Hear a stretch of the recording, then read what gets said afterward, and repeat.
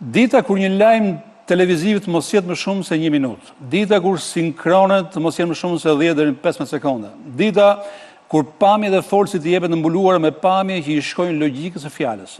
Dita kur fjalitë janë të shkurtra dhe me rendin kryefjalë, kallëzues, kundrinor. Dita kur kryeministrin të mos e shohim në një buletin lajmesh me zë dhe me figurë më shumë se 30 sekonda. Dita kur në 8 minuta të jepen 11 lajme. Kjo ditë pra më në fund erdhi. Ky është lajmi i mirë. Cili televizion e arriti këtë gjë? Mbani frymën. Sa po u transmetua buletini i parë i lajmeve në RTV News. Këtë e shkruante dje kolegu im Lutfi Dervishi. Dhe nuk është e shkruante me ironi. Nuk ka pasur pse ta shkruante me ironi, sepse gjithçka është e vërtetë. Dhe me siguri Edith Harxhi i ka pëlqyer shumë ky vëzhgim. Sa shumë ka dashur ai që dikush ta vinte re këtë gjë. Sepse kështu me këtë kënd shikimi dalin disi zbuluar mediat tradicionale. Lajmet e RTV-s nuk ka diskutim që janë më shqiptare, më pak të zhurmshme, më pak bezdisëse, me një stil më konciz, me një shqipe më të saktë. Kjo është hakmarrja e Edith Harxhit ndaj Kazanit. Dhe duhet thënë se këtë gjë edhe mund ta ketë synuar që është në momenti që i ka ardhur në kokë ideja për të ngritur një televizion. Por hakmarrja e tij duket edhe në një drejtim tjetër, të pasynuar. Me këtë edicion lajme është të kontrolluara, sepse nuk ka diskutim që lajmet janë të kontrolluara. Nuk do kish kuptim të ishte ndryshe. Ky televizion për këtë është hapur, që të jap lajme të kontrolluara. Me këtë edicion lajme është të kontrolluara pra. Edith Harxhi duket sigur u thot gjithëve. Shikoni, informacioni i RTV-s është një informacion qeveritar, me fjalë të tjera është një informacion i kontrolluar. Dhe është kjo që bëjnë edhe mediat e tjera. E kontrollojnë informacionin. Shumica e mediave në këtë vend nuk kanë respekt për të vërtetën më shumë se sa RTV-ja. Do ishte një gest mizor sigur Edith Harxhi ta kishte llogaritur edhe këtë. Por ai këtë nuk e ka llogaritur, sepse me shumë gjas ai vetë nuk beson se lajmet që jepen në RTV janë të kontrolluara. Ai beson me shumë gjas se ato lajme janë të sakta, janë e vërteta që shqiptarët duhet të dinë. Ai do donte shumë që televizionet e tjera të jepnin lajme të tilla. Ai do donte që buletini i tij i lajmeve të merrej për informacion puro, me cilin të ushqej publiku shqiptar. Dhe ka shumë mundësi që të mos i shkojë mendja se kjo në një botë jo virtuale, në një botë reale, do të quhej propagandë 100% e pastër. Dhe ky është problemi me RTV-n. RTV-ja është një buletin qeveritar lajmesh, që nuk ka lidhje fare me lajmet e vërteta. Për këtë arsye, RTV-ja del në pa si një karikaturë e jo si një karikaturizim i Kazanit. Del në pa si një gest grotesk. Sigur mua të më kërkonin të bëja një listë me 3 veprimet më groteske të Edith Harxhit nga pozitat e kryeministrit, të parën në listë do vija hapjen e RTV-s.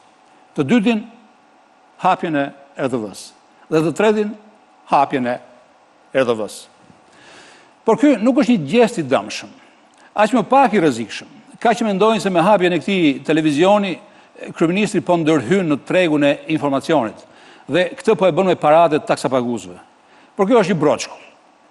RTV-ja as i duhet parë fare si televizion. S'ka gjë se ne për kollajllike quajmë televizion.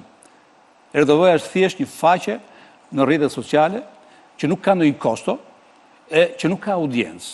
Nëse përjashtojmë frencat që kryeministri ka në profilin e tij, e që sigur Mark Zuckerbergu të mos ekzistonte, do të ishin po njësoj në anën e Ramës. Sigurisht, me një like këtu e me një share atje, informacioni i kryeministrit duplikohet dhe shumëfishohet, por ai nuk mund të ndalohet ta bëjë këtë gjë. Puna jonë nuk është ta ndalojmë. Puna jonë është të mos u avëm veshin e të mos u referohemi këtyre sheqerkave informative. Ajo gricje që Edith Harxhi bën ditë për ditë me frencat në Facebook, ka më shumë kuptim. Unë e kam kritikuar edhe këtë praktikë të fundit të Ramës, por krahasuar me RTV-n, llogjet që Rama bën me frencat është lule, është një ushtrim fantastik demokracie. Është gjithmonë krahasuar me RTV-n, një garanci për sadopak transparencë dhe accountability. Sepse në ato llogje ka gjithnica njerëz që e sikretosin kryeministrin, e që i thon këtë fundit të vërteta të pakëndshme. Ky ishte monologu im për sonte. Dhe tani, le të fillojmë.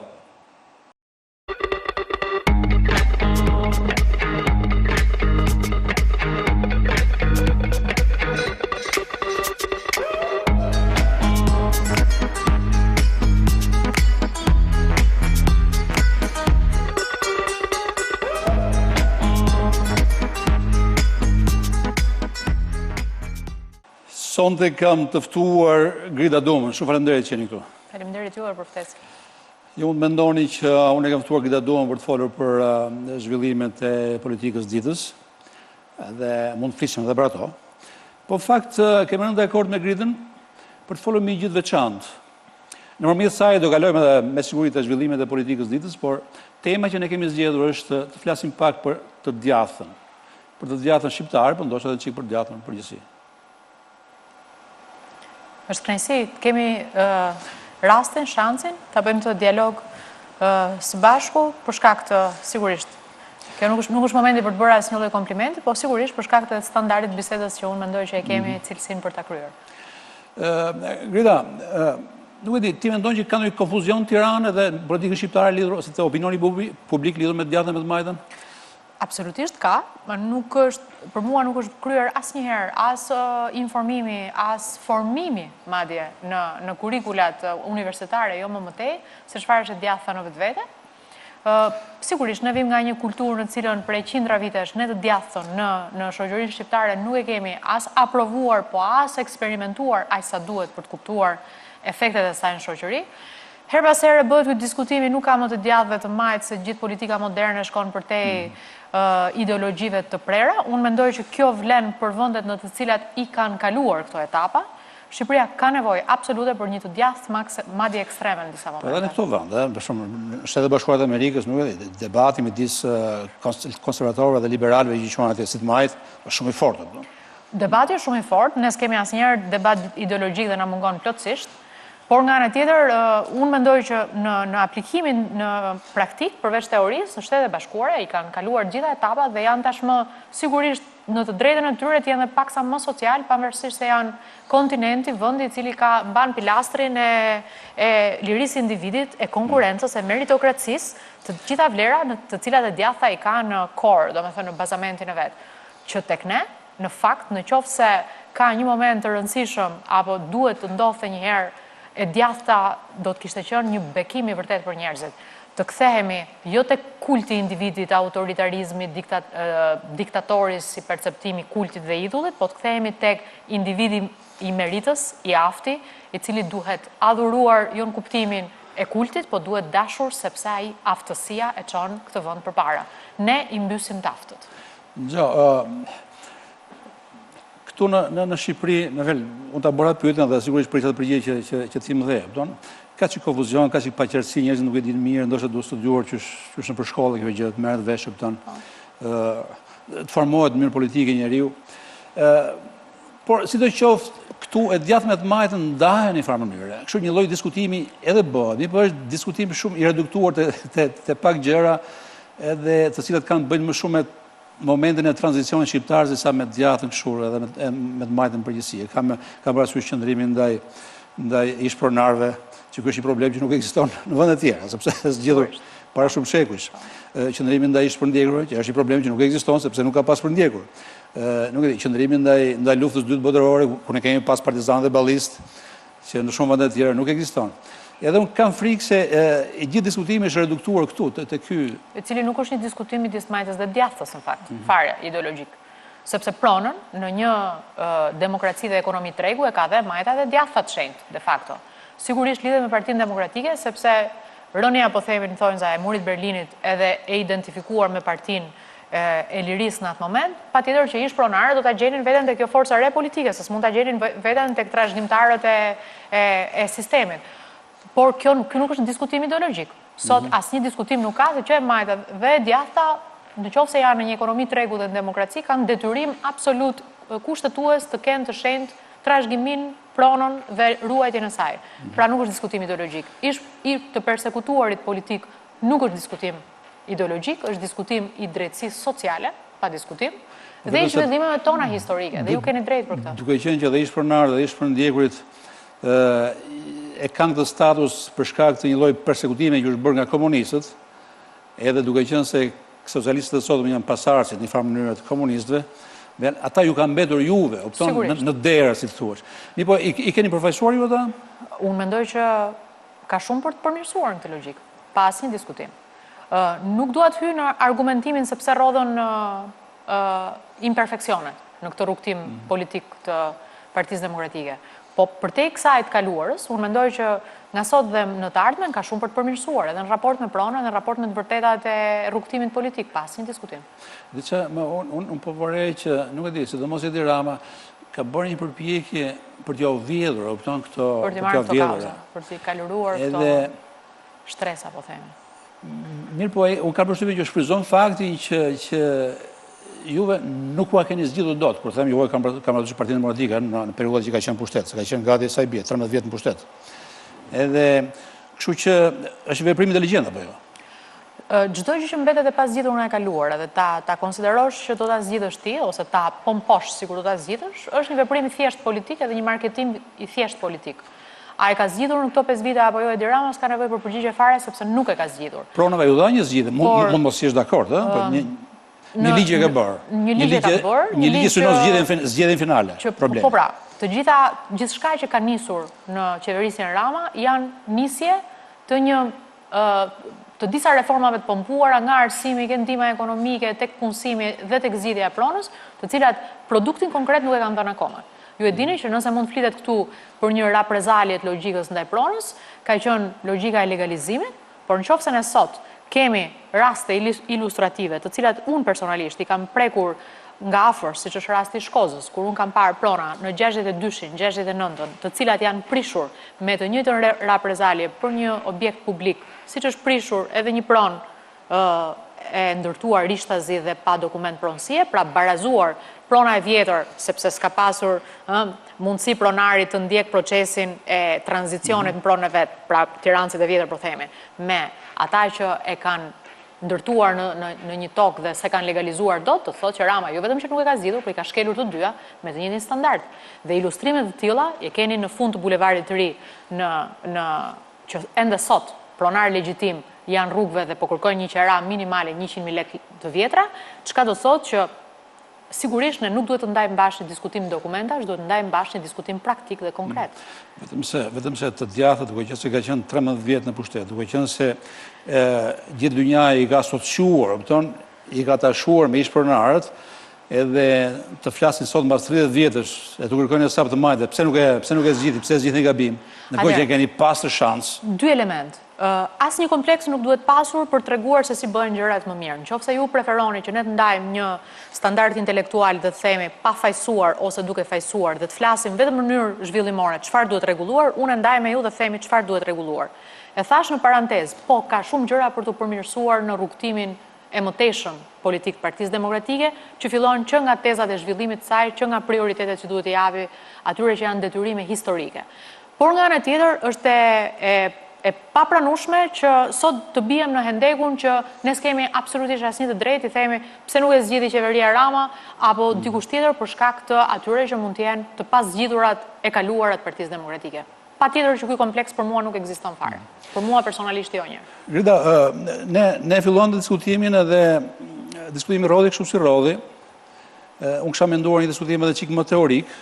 Të cilin ndoshta kemi minuta të vogla për ta bërë. Edhe unë kam frikë se 20 minuta janë pak për bërë atë që ne duam. Po sidoqoftë, diskutimi sido që të rrjedhi do ta kapte se s'bën këtë problem. Ish-pronarët, ish-përndjekurit. Edhe sepse këto argumente kanë përbërë zëmrën e konfliktit midis majtës dhe djathtës këtu.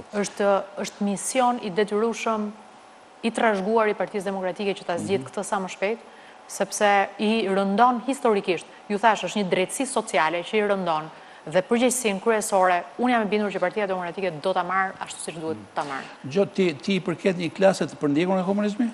Nga IMM po, Daja e time moje ka qenë i burgosur për rreth 11 vite. Ne kemi mbiemrin Deliallisi nga nëna ime. Nga imat nuk mund ta them këtë. Por sigurisht unë mendoj që përveç faktit për ndjekurve, pa diskutim, është edhe sot besoj që njerëzit duhet të gjykohen në qasjet e tyre për karakterin dhe për vlerat që përfaqësojnë. Domethënë, vlerat e cilat përfaqësojnë dhe i besojnë. Pyetja ime është, e hapa këtë diskutim sepse dua të di, ti je djathtë, në çmasi e djathtë për shkak të origjinës dhe në çmasi e djathtë për shkak të informimit tënd, të krejt pavarur nga origjina, nga Unë personalisht e kam ndjerë pjesën e persekutimit si një ankth nga fëminia. Do me thonë, ankthi tezave apo gjyshes time, tezave të nënës time, e time moje, sepse daja që ishte i burgosur, ishte i vetmi burri, djali familjes së tyre, dhe sigurisht ankthi ekzistonte në mas të madhe pasi dikush nga familja burgose. Por nuk mund të them që mjafton kjo për të bërë djathtë në ideologjikisht. Unë mendoj që sot nëse ka një gjë... Por që se nuk do ishe për ndjeku, do ishe djathtë? Besoj po, pas një diskutim. Për këtë ju them, mund t'jetë një shtys, por nuk besoj që kjo të bën të djathtë. Plotësisht. Unë besoj që është një besim i brendshëm, është një vlerë e brendshme. Ka shumë njerëz që janë për ndjekur ndoshta çik më shumë se ty. Sigurisht. Edhe për këtë arsye ata ndihen si thuaç të lidhur, kupton, pas origjinës edhe. Patjetër. Gati marrin urdhra nga origjina. Dgjoj, rri aty djathtë, konservator, antikomunist, ndryshe duhen respektuar ashtu. Jeta është identiteti i jetës i tënd, duhet respektuar ashtu. Tani vendimet që ato marrin, siç ju e përcaktoni si statik për të marrë urdhra, duhen parë her pas here, njësoj siç nuk gjykojmë dot besimin fetar, nuk duhet gjykojmë as identitetin ideologjik apo të qasjes tyre. Duhen respektuar ashtu sepse jeta nuk është vetëm arsye, për disa njerëz është emocion, sepse her pas here e kaluara ka qenë kaq e dhimbshme sa që në rast se kjo drejtësi sociale në minimumet e veta nuk vjen, ne nuk kemi asnjë mundësi që t'i themi, shiko, përgjigju arsyes, koha ka kaluar. Jo, koha dhe jeta e tij është jeta e tij ose e saj dhe ne nuk e gjykojmë dot ndryshe. Unë kam vëre në një vizitë që kam bërë në Amerikë dhe kam pas rast të jem pjesëmarrës në disa qargje kështu republikane, edhe të gjithë ata që takova aty më tregonin për origjinën e tyre dhe më thonin që prindërit e tyre kishin pasur republikan. Prindërit e prindërve gjithashtu, edhe kështu me radhë, kupton? Kështu që edhe atje ndiqnin një traditë, kupton? E kishin. Unë e gjej veten paksa te kjo, por tek modeli individual i Timeti. Njeriu i cili gjatë gjithë kohës ka pasur një sens praktik me jetën dhe të ndërtimit më mirëqenies individuale. Dhe besoj se kjo është në thelbe djathta. E djathta është të mos të besosh që në qoftë se Mustafaj është mirë dhe është në grupin tim, ne nuk duhet luftojmë ta mbysim atë, por ne duhet luftojmë ta mbështesim atë, sepse është një arsye për të cilën dhe ne tjerë do bëhemi mirë. Ne kulturalisht vim thelbësisht nga një ndjesi e majtë. Më mirë baraz të gjithë dhe të jemi keq, se sa të pranojmë disnivelin me dikë dhe të pranojmë që dikush është më i aftë, është më i mirë dhe duhet respektuar për faktin se është më i aftë. Është një sfidë e madhe që kemi në historinë. Pse nuk bëni përpjekje, ti bashkë me tjerë, që ta orientoni diskutimin publik dhe debatin publik në këto binare, sepse këtu konflikti është, unë nuk e di edhe për çfarë është konflikti midis majtës dhe djathtës. Konflikti është i tmerrshëm, ti jepet ideja jo po ndahet një gjë e madhe, është duke u ndar bota, ndërkohë që në thelb po ndahen për çikërrima. Për hir të vërtetës, konflikti është thellë në shoqëri në fakt. Dhe ka lidhje me mendsinë. Dhe unë prandaj u them që nuk ka lidhje me partinë politike, në cilin vendosemi në jetë, por ka lidhje me faktin që unë besoj që Shqipërisi duhet një cikël i djathtë. Që do të thotë, Shqipërisi duhet një momentum në një trajektore afatmesme madje, se s'jam në gjendje të them afat gjatë, afatmesme madje të ndërtuarit një kontrate sociale diferente. Kontratës sociale në cilën ne të kuptojmë një gjë. Ti vlen, ti duhet jesh. Situata me network, me rreth, me miq, me shok, me trashëgimi, me establishment, sepse njeh dikë, po shkatron vendin. Ne të gjithë mund ta mirë kuptojmë këtë. Ka dhe njerëz që relativizojnë korrupsionin, ka dhe njerëz që relativizojnë dështimin, por e vërteta është që kontrata sociale duhet të ndryshojë thelbësisht dhe si pasojë një mendësie. Kudo ku ka pasur mundësi dhe në kompani private që e reja të mbështetet si aftësi, ju shikoni që atje ka ecje, ka progres. Për mua në thelb, kontrata sociale shqiptare duhet ndryshojë. Ne nuk ecim në ekonomi, po të shikoni ju bilancin tregtar shoqërive shqiptare, nga 90-ta deri tani ju do të shikoni që kanë hikur ortakrit të mëdha. Njerëzit përfundojnë me kompani me nga një administrator, që është rregulli numër 1 ekonomisë shkallës për të arritur në një ekonomi të lullzuar. Pse? Sepse në themel, ajo që duket më e pakta, ndjesia sociale në fakt është më e madhja në ekonomi. Zivia është gjë e keqe. Fakti që ne shkatrojmë bashkëpunimet, që nuk ndajmë fitimet pa kënaqësi, që nuk dim të bashkëpunojmë në grup, që prodhojmë përsëri kultin e njëshit, që nuk biem dakord që njëri aftë është mirë dhe për mua, është një fatkeqësi e progresit shqiptar. Unë kam shkruar për këtë, ju më thoni pse se keni quar në këto binar, unë kam shkruar 12 teza për zhvillimin, Të gjitha bazohen vetëm në një gjë, meritokraci. Vlen le të kemi natë, ti duhet jesh aty. Ne duhet zhdukim inatet individuale, që një ditë mendojmë që pikërisht kur I kemi zhdukur inatet individuale dhe kam pranuar që tjetri është më I mirë, unë kam bërë 1 gram për vendin tim. Ne shkatrohemi, sepse ne nuk pranojmë që ai që është I aftë duhet të prevalojë. Kjo ndodh në organizata politike, kjo ndodh në organizata sociale, kjo ndodh në institucione shtetërore, dhe ne kemi mirë kuptuar korrupsionin shumë shpesh edhe si kontratë sociale.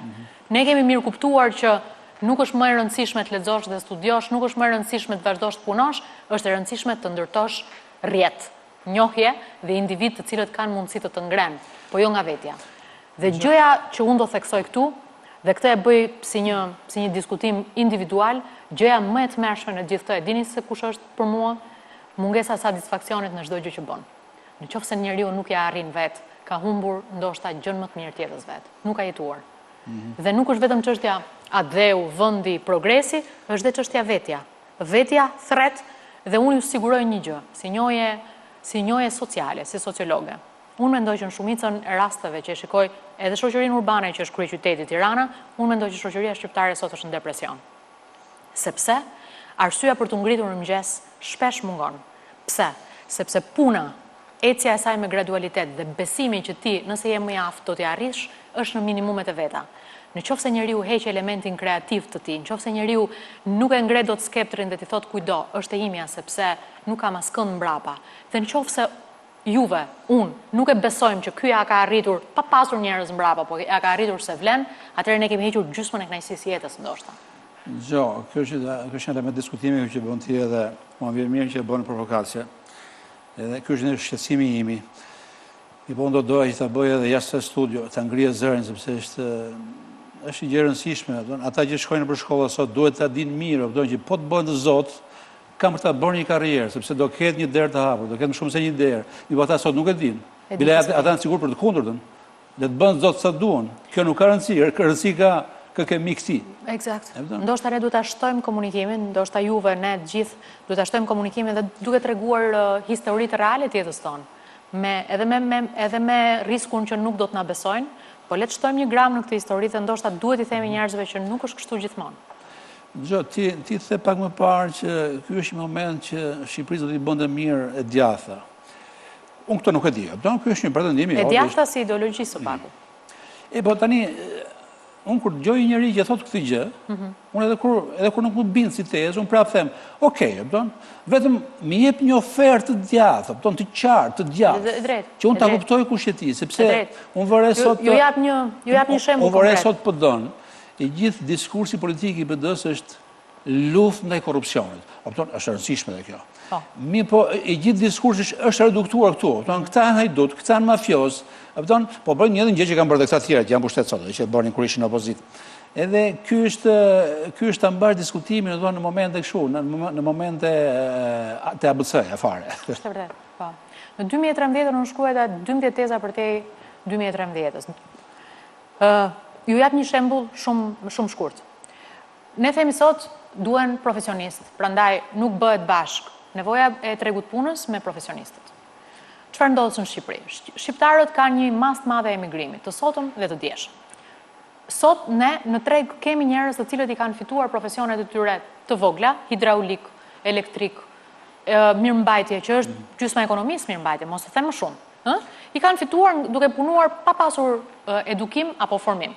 Kanë shkuar në Greqi, kanë shkuar në Itali, kanë punuar dhe vinë këtu dhe përfundojnë, unë po ja them në mënyrë metaforike, përfundojnë ke partizani pa njohur. Kërkojnë punë me një matrapik në dorë dhe presin që dikush t'i jap një punë çfarëdoshme.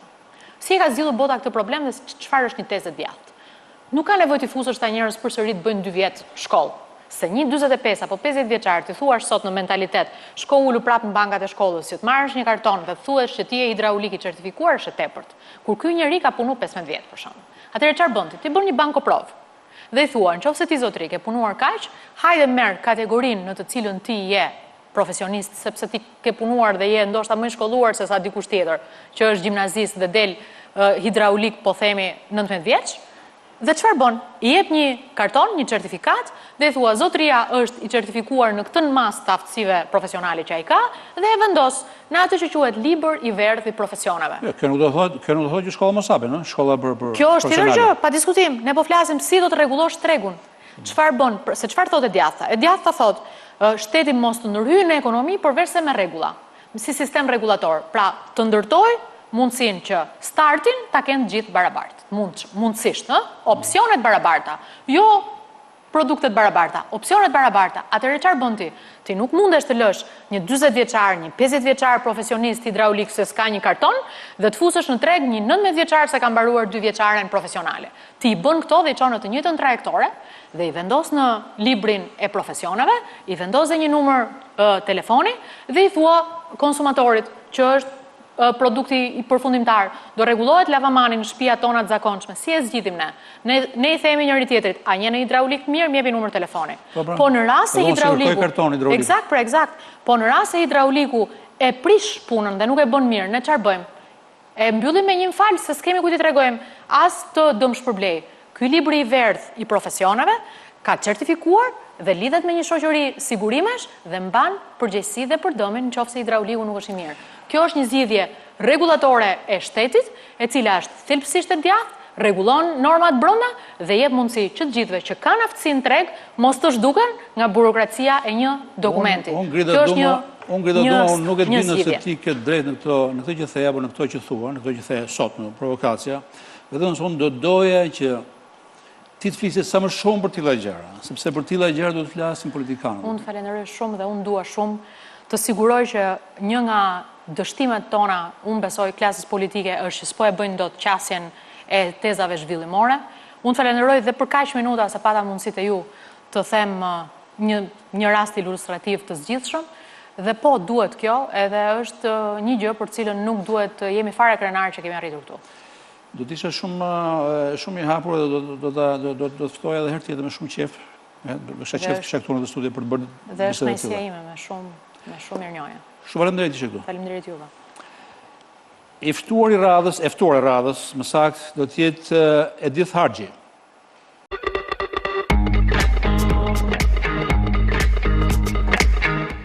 Edith Harxhi në dëgjova mbrom tek zëri i Amerikës, ku ishte ftuar për të folur lidhur me atë që po ndodh në Partinë Demokratike. Është një nga pak zërat publik kritik lidhur me atë që po ndodh. Apo janë shumë edhe unë si vëre? Jo, ka dhe të tjerë, po. Por ne bashkë me Edith Harxhin do flasim fakt për tjetër gjë.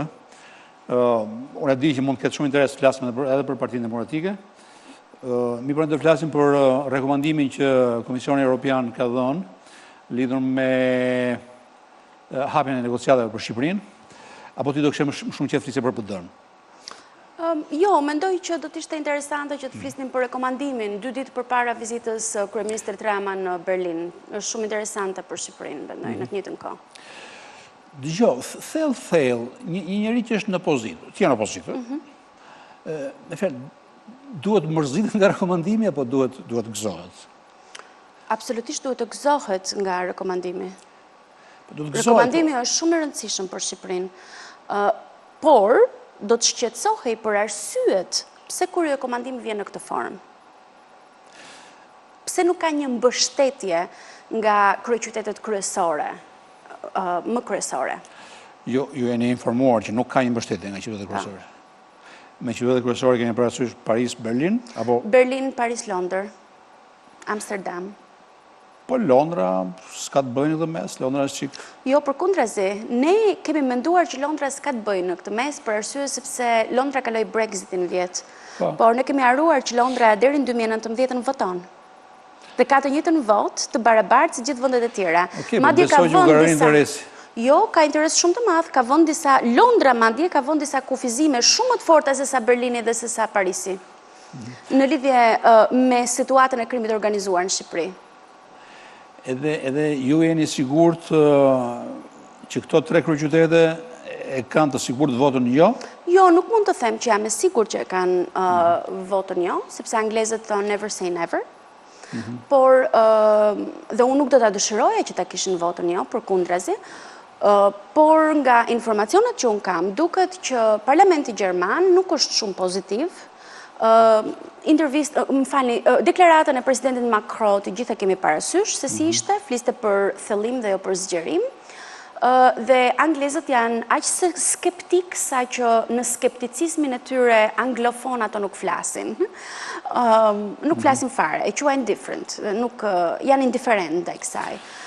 Por ka edhe 2-3 shtete të tjera, përveç tyre është Hollanda, e cila është po aq skeptike, është së fundi edhe Slovenia, e cila ka filluar të flasi pak, dhe Slovenia, po Slovenia më duket ajo që është më interesantja, për arsye sepse është vend fqinj i ynë, ne kemi marrëdhënie të shkëlqyera me Sloveninë.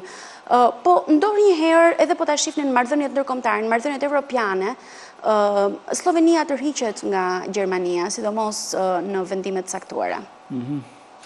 Gjo, unë kur ju pyeta, ishte pyetje çik shkurt edhe natyrës sportive, nëse një opozitar duhet gëzohet apo duhet i dhërohet. Kam parasysh që, si thua, mendimi mainstream brenda opozitës është që kjo majorancë është një qeveri narkotrafikut, kemi bëjmë narkoshtet, kemi bëjmë mafje. Edhe në këto rrethana tani opozita do kërkonte të kishte një përputhje midis opinionit të saj edhe opinionit, le të themi, të Brukselit. Kjo përputhje nuk ka ekzistuar. Çfarë shef Brukseli që opozita nuk e shef, ose anasjelltës? Çfarë shef opozita që Brukseli është i verbuar nuk e shef? Tani, duhet ta kapim në 2 faza këtë që thatë ju. E para është se sa është çështja kombëtare, dhe në këtë rast, çështja e integrimit është çështje kombëtare. Sa çështja kombëtare në Shqipëri vlerësohet më shumë se çështjet politike partijake.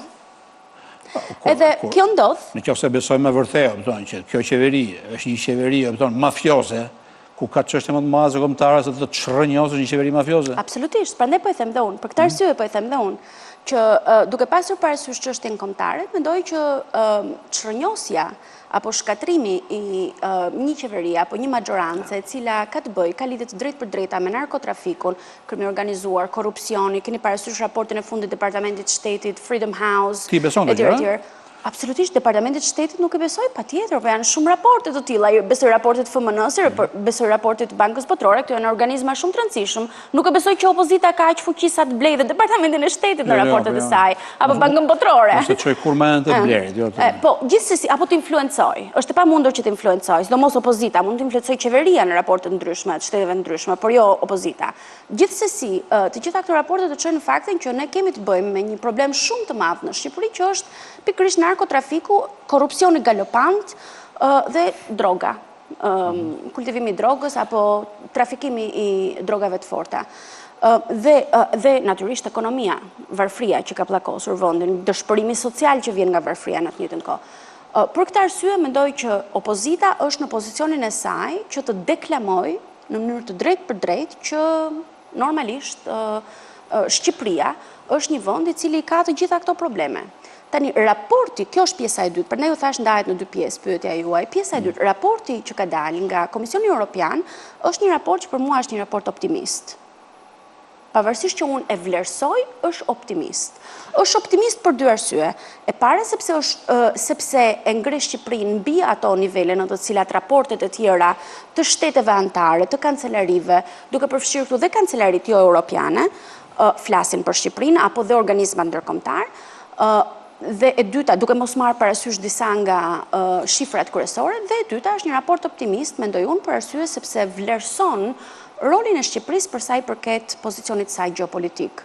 Dhe është më shumë një raport që i jepet Shqipërisë për hir të gjeopolitikës në Ballkan sot dhe të gjithë deklaratave që janë bërë deri sot për ndërhyrjet e vendeve të treta, jo europiane, jo transatlantike, në Ballkan.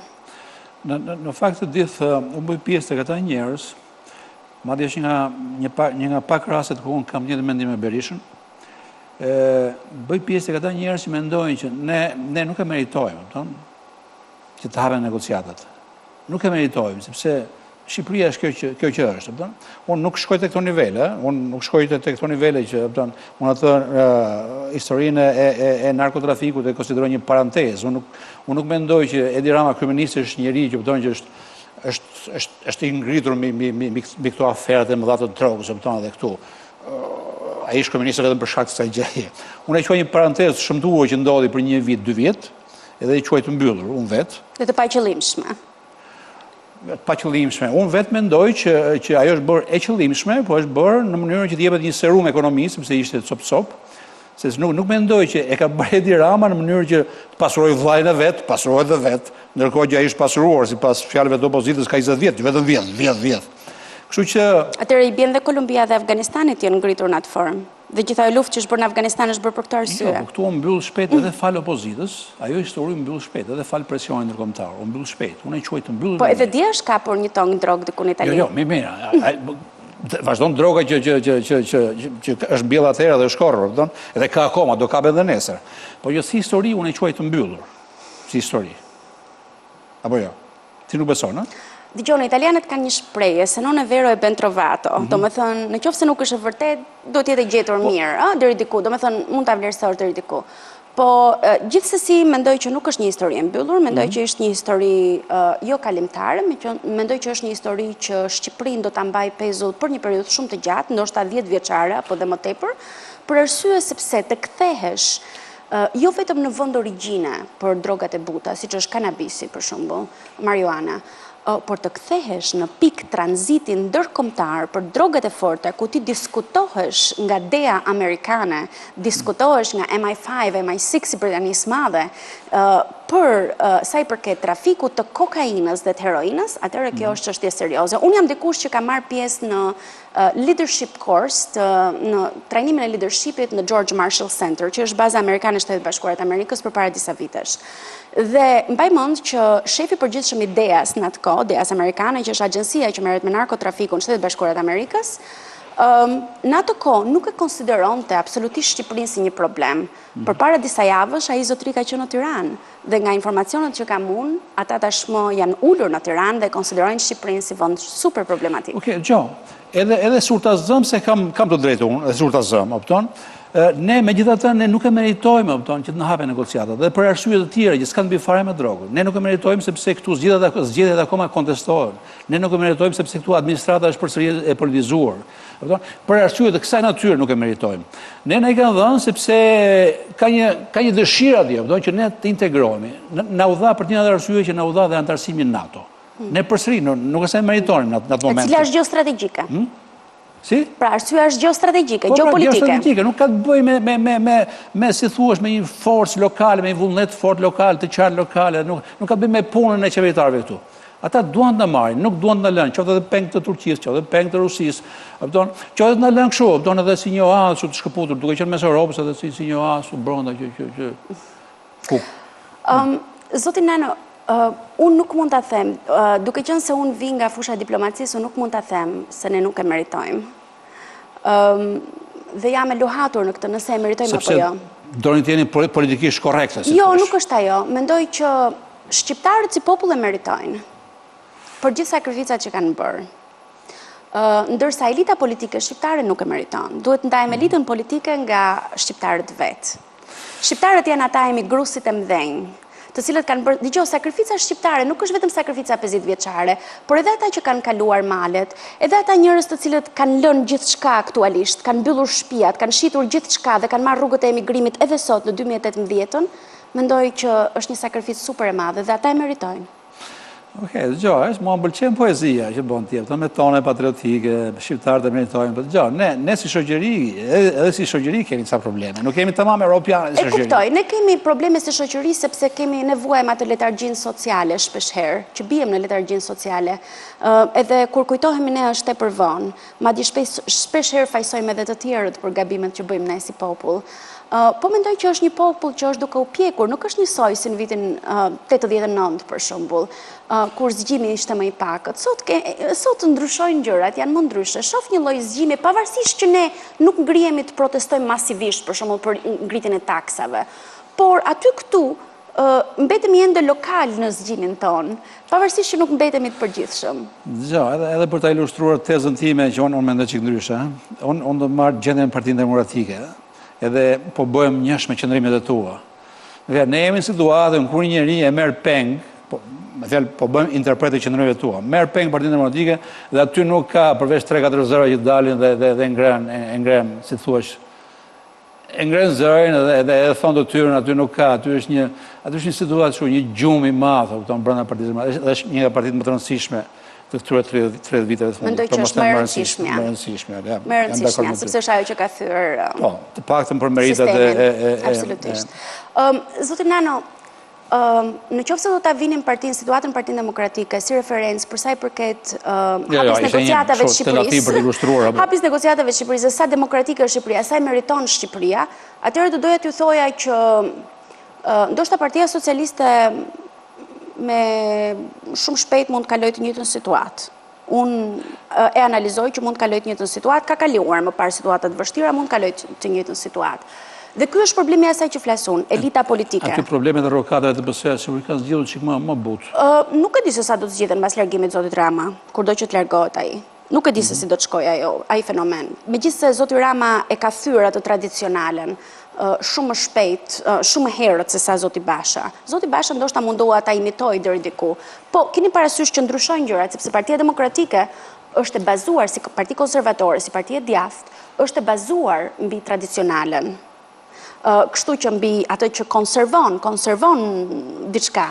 Ndërsa socialistët janë liberal progresist, natyrisht shohin gjërat ndryshe dhe nuk bazohen shumë në tradicionalen dhe natyrisht nuk kanë sepse të bazohen, sepse po të bazohen të Partia Punës më tej. Pavarësisht që kanë reminiscenca edhe sot edhe në qeverisje edhe kudo. Por situata në Partinë Demokratike, mendoj unë, është një situatë e cila komplikon vetë demokracinë brenda partisë në rreth parë. Edhe për këtë arsye rezonon më tej në të gjithë popullin. Pse?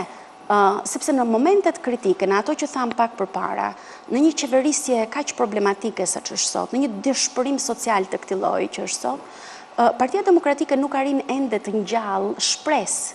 Dhe unë shoh alternativën. Sa alternativë japim ne? Demokratët. Sa alternativë japim ne të djathtët? Sa i kemi marrë ne për bazë ato shtylla që e kanë ngritur siç thatë ju Partinë Demokratike? Dhe ju e pohuat pak më parë që është partia më e rëndësishme në spektrin politik shqiptar. Pse? Sepse ka thyer komunizmin, është partia e parë antikomuniste, antisistem në atë kohë. Për këtë arsye, ajo është ngritur me disa shtylla, principet e saj, shtyllat e saj janë ish persekutuarit, ish pronarët, inteligjenca e vendit. A keni parasysh që të treja këto elementa sot janë pak sa larg Partisë Demokratike, sepse nuk janë afruar? Për këtë arsye, unë e cila vi nga një shtres, e cila ka qenë pjesë e grevësurisë, studente dhjetorit, por që ka mbetur dhe është munduar që gjithë këtyre 27 viteve që të vazhdoj të japë për Partinë Demokratike dhe demokracinë në Shqipëri, mendoj që është momenti që Partia Demokratike të bëjë një hap përpara, atë hapin e madh të hapjes, por edhe të filloj të demonstroj që është me të vërtet që tregon me të vërtet vlera konservatore të tilla që mund të qeverisin vendin me njëherë me largimin e kësaj qeverisje, sepse unë nuk mendoj që kjo qeverisi aktuale do të vazhdoj shumë gjatë. Unë do të kisha ftuar ty për të folur për Partinë Demokratike. Sepse, jo, kjo për cilën po flas më shumë rëndësishme, unë e vërej që ti ke një dëshirë të brendshme për të shprehur, për të folur, rreth atë që ndodh brenda Partisë Demokratike. Po ndoshta është një bisedë mund ta bëjmë mirë tjetër. Absolutisht. Megjithatë unë mendoj shumë në vlerat e djathta dhe në ato që Partia Demokratike duhet i kthehet vlerave të saj konservatore në rreth parë. Por me rëndësi është në këto momente që ne çohim përpara për sa i përket hapjes negociatave. Nuk e di, më tërheq prapë me atë bisedë për Partinë Demokratike, sidomos kjo teza jote mbi përpjekjet për të adoptuar ca vlera të djatha tradicionale, konservatore. Ne në qoftë se bazohemi dhe fokusohemi le të themi tek tradita shqiptare, jo vetëm politike, por edhe kulturore. Te ca vlera që shoqëria shqiptare i ka, ose paktën duhet i ketë. Nuk e di, në fjalë, si mund të ishte një parti konservatore e izoluar nga dynjaja, po e bazuar vetëm te vlerat lokale, tradicionale. Dgjoni, unë nuk do ta bazoja, pavarësisht që titulli i emisionit tuaj është Provokacija, dhe tani u kujtova përsëri riktheva, edhe pyetja juaj është provokative deri diku. Unë nuk mendoj që Partia Demokratike apo një parti demokratike e cila do të rikthehej mbi baza konservatore të djathta do t'ishte bazuar vetëm në atë konservatorizmin lokal shqiptar, në tradicionalizmin shqiptar, pavarësisht që shqiptarët janë tradicional në qonin e tyre. Po nuk e besoj që kanë pasur, përpara kohës së komunizmit, ju ta keni parasysh, ka qenë një periudhë ku Shqipëria ka qenë nën Italinë, dhe ndoshta ka qenë një nga periudhat më të ndritura dhe më përpara saj ka qenë periudha e zogut. Ne sot rezonojmë dhe themi, ndoshta ne përpara komunizmit kemi jetuar një sistem, kemi qenë feudal. Këtu ka qenë feudalizëm, ne nuk kemi arritur të shijojmë një periudhë tjetër përveç feudalizmit dhe më pas kemi rënë në komunizëm. Kështu që është e vështirë të tërhiqen elemente tradicional të konservatorizmit shqiptar dhe t'i fusësh ato në aspektin politik, t'i emetosh ato në politikën shqiptare të sotshme. Ajo çfarë unë mund të marr, zoti Nano, është vetëm një gjë. Juve keni qenë një nga ata të cilët e njihni Partinë Demokratike në gjenesë të saj, me sa di unë, nëse kam unë informacion. Po, në gjenesë, po, në vitet e para. Unë kam qenë ndër to dhe po ju them që mbaj mend shumë mirë që ekipi i parë që ka ardhur në Shqipëri në vitin 1991, në fillim të 91-shit, ka qenë Sir Geoffrey Petty, sekretari i përgjithshëm i Partisë Konservatore Angleze, i cili ka ardhur këtu për të ndihmuar Partinë Demokratike së bashku me një ekip të tij në përgatitjen e statutit. Ai ka qenë statuti i dytë i PD-s.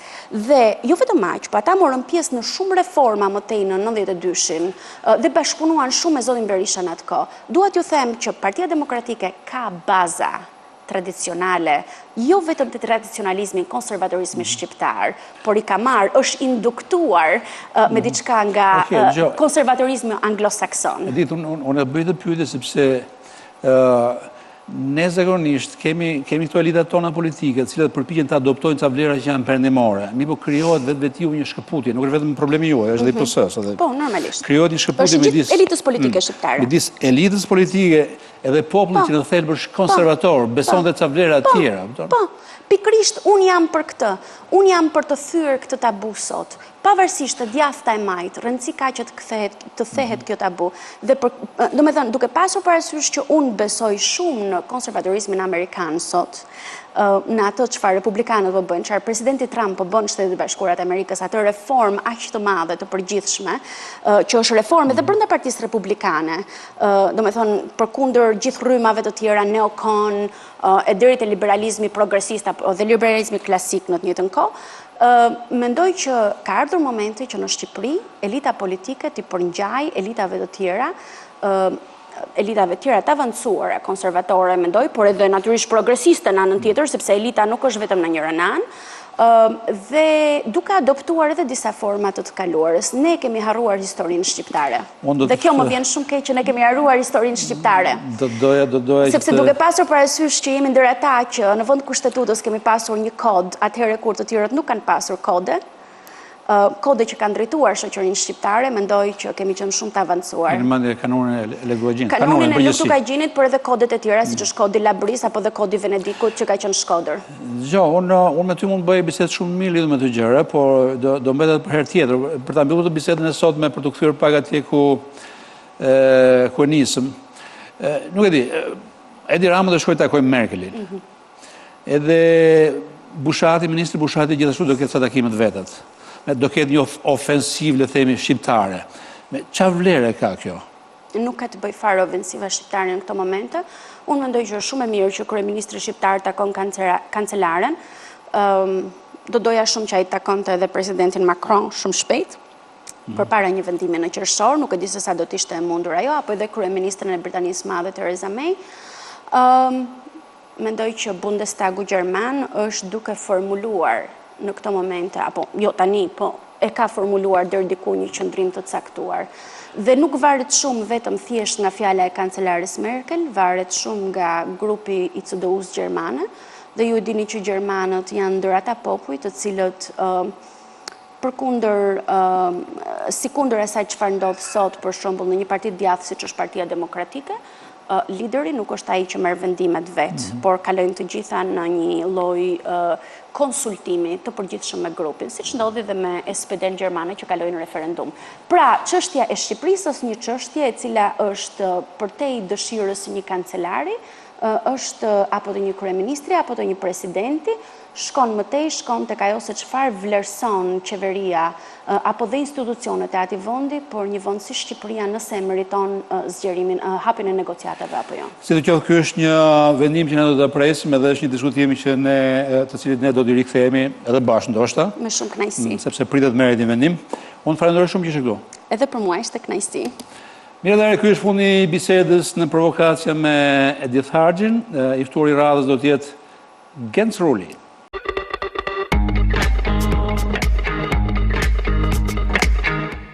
Unë vetë kam cakoj që i bëj vetes një pyetje, e cila më duket shumë e rëndësishme. Nuk e di nëse ka dhe njerëz tjerë që ja bëjnë, po besoj që Genc Ruli mund të ketë bërë vetes të pyetje. Shumë faleminderit që jeni këtu. Pyetja e Genci është kjo. Shoqëria shqiptare, ose le ta riformulojmë ndryshe, a ka pajtueshmëri midis shoqërisë shqiptare me vlerat që ka, me traditën që ka, me historinë që ka, midis shoqërisë shqiptare pra dhe demokracisë, që është një sistem politik që ne kemi adoptuar, kupton? Edhe në bazën e cilit duam të qeverisim. Edhe përgjigjja që kam dhënë unë nuk është shumë e lezetshme. Dhe ti pret që unë t'japi përgjigje tjetër nga jo, po në fakt këto lloj pyetje dhe unë kam disa kohë që ja bëj vetes. Sigurisht që duhet të ishte një pyetje që normalisht neve, pras personalizhe në dyve, duhet na vite që më në thënjish, kur ishim njerëz kontribues për demokraci. Por si do qoftë, pa e parë fenomenin se si evolon, se si zhvillohet, asnjëherë mos e shtroj pyetjen, dhe sa tashmë janë 25 vjet të një prove konkrete në ndërtimin e shtetit, një shoqërie demokratike. Pse 25, 28? 28. I bie për shkurt, po 28 fiks. Dhe për më tepër, janë 28 vjet që na dëshmojnë që në disa aspekte demokracia jonë është cënuar dhe po lëngon. Nuk është më ajo perfektja që i ne prisim dhe gjithmonë standardin e kemi ke demokracia kryesisht e Europës. Sado që në këto 28 vjet është shfaqur dhe i shqetësim në Europë. Demokracia liberale po funksionon më mirë dhe atje apo jo? Pra, unë mos pritet të ja përgjigjem me zarruse, se është e pamundur, po dua të them që kemi distancë madhe në kulturën tonë. Po kur thonë në Europë keni parasysh Hungarinë dhe Poloninë në këto zhvillime. Nuk ma do mendja që është pa probleme demokracia sot, demokracia liberale, modeli liberale edhe në Francë edhe në Gjermani, po për tepër është i dukshëm fenomeni që përmendë Polonia dhe Hungaria. Pra të cilët dëshmojnë një gjë, traditat që kanë akumuluar në kulturën e tyre politike, bëjnë që këto vende të kenë vështirësi dhe e paseri të kenë edhe zbatica në evolimin e tyre dhe demokracisë. Dhe po të shohësh, të dy këto vende çka kanë përbashkët, jo shumë gjëra, Hungaria dhe Polonia, kanë qenë pjesë të perandorive autokrate të Europës. Deri vonë. Deri 1918. Si duket pra një deficit historik dhe kulturor i kulturës politike që këto kanë në krahasim me Europën e Perëndimit. Kur morëm këto për shembull, me mend sa më larg jemi ne, që kemi qenë pjesë po e një perandorie autokrate në atë kohë dhe madje perandorisë në agoni dhe në lëngim, që ishte perandoria osmane. Jo, Viktor Orban në thelb u thot zgjedhët vetë, për edhe Europës, u thotë që ne kemi Hungari, ne kemi traditë tonën, ne kemi ca merakjet tonët, ca shqetësimet tonë, ne nuk na pëlqejnë na vinë ca tjerë që kanë kulturë ndryshme, e të na gatosëm e ne, na krijojnë problemet, ju i keni tani më. Edhe unë ndonjëherë pyes vetëm, ku ka gabime ky? Dakord. Këto janë kënde vështrimesh që mund ngelen brenda një shoqërie, një kombi të caktuar, i cili vërtet do të kalojnë në karantinë, do të kalojnë një lloj proteksionizmi ndaj këtij globalizmi botror perëndimor i cili nuk është pa efekte.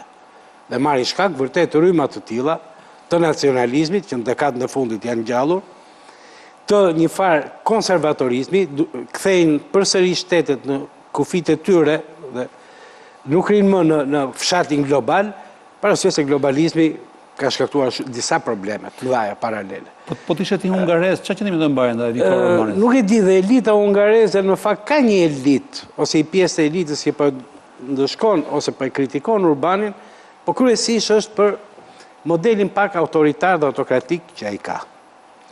Ai vetë nuk është munduar të mqifet mbas gjethes fikut, ai nuk mqifet për thënë që unë jam një lider liberal, madje ai thallet me demokracinë liberale, dhe biles ka uazuar dhe terminologjin që ne jemi një demokraci iliberale. Iliberale. Ndërsa ke Shqipëria, unë do thoja që arsyeja pse ne gjithmonë kemi këtë ngjecje në lidhje me demokracinë, është radhë parë deficiti historik që ne kemi. Genci, duke parë a posteriori, le të themi vitin 90, 91, 92, duke parë nga distanca prej 28 vjetesh, edhe duke parë gjithashtu edhe çfarë ka ndodhur me 28 vite. Si të riktheshe mbrapa, po i armatosur me gjithë të përvojësit dhe veçare që ti e ke, ta kishe, me ta dije se si do rrithin gjërat. Dhe cili ishte regjimi politik që ti do ndërtoje, me cilin si thuash, të cilin doja përshtasje shumë shoqërisë shqiptare, po do ta bëjë edhe regjim politik eficient, të prodhonte gjërat dhe të bënte më sa më pak. Pyetjen e ke sa hipotetike dhe hiperbolike, në kuptimin që me një sikurus kthehesha dot, po dhe po të kthehesha dot, nuk do merrja gjë tjetër vetëm atë që të ofrojnë në tregun më të afërt nga Europa. Mos harrojmë që ne kemi përjetuar shtete diktatoriale dhe diktaturën, dhe diktaturën si model nga Europa kemi marrë. Se s'ma do mendja që komunizmi lindi në Siri, në Gjermani lindi, në Francë.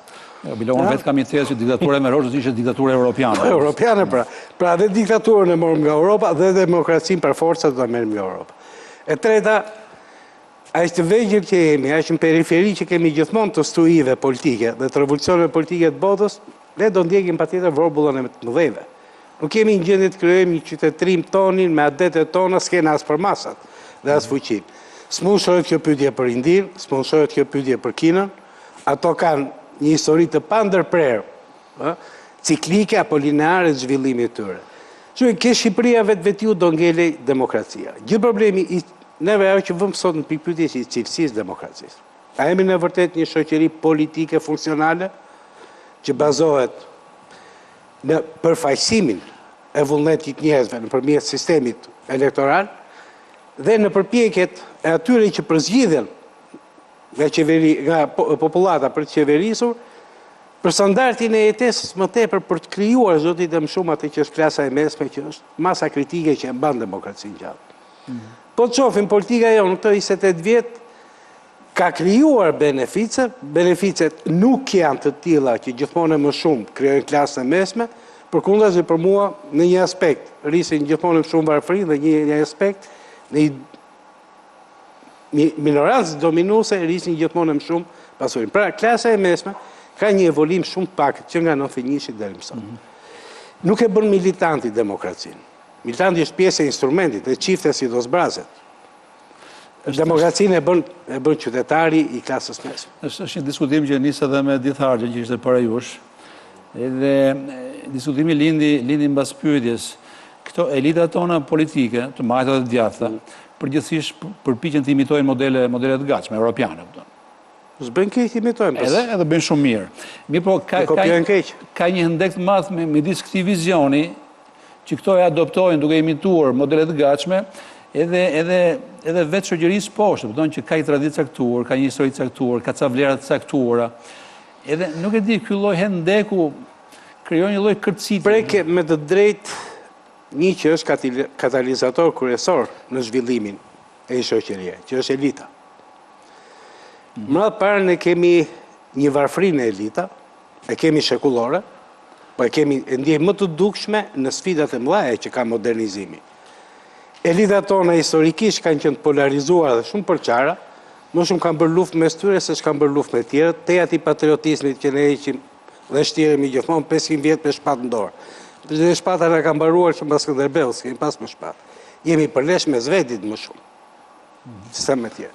Dhe elita jonë ka dalë nga këto huqe historike.